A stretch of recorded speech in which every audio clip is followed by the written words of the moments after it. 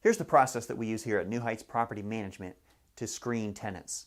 So an applicant comes to us. First thing we do is run a credit check. We want to make sure that they don't have any delinquencies to other landlords. We want to make sure that they have a decent credit score. We want to make sure that they've been paying their utility bills and other things like that. Those are very important to us because that tells us what their payment history has been. We also want to look at their income and make sure that they make at least 3 times the amount of income every month as what we're expecting them to pay in rent.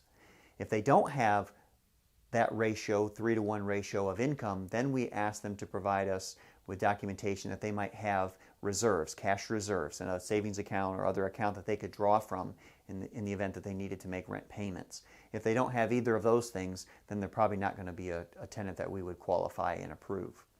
The last thing that we look at is we look at criminal history. Now we have to be careful when we look at criminal history for prospective tenants because we have to follow HUD's guidance on these matters. And what the Department of Housing and Urban Development tells us is that we can only deny an applicant if their criminal history has something to do with housing or would be something that could impact them being a tenant. So for example, if somebody has a felony conviction for passing bad checks, maybe we wouldn't want to rely on them to give us a good check every month as a tenant.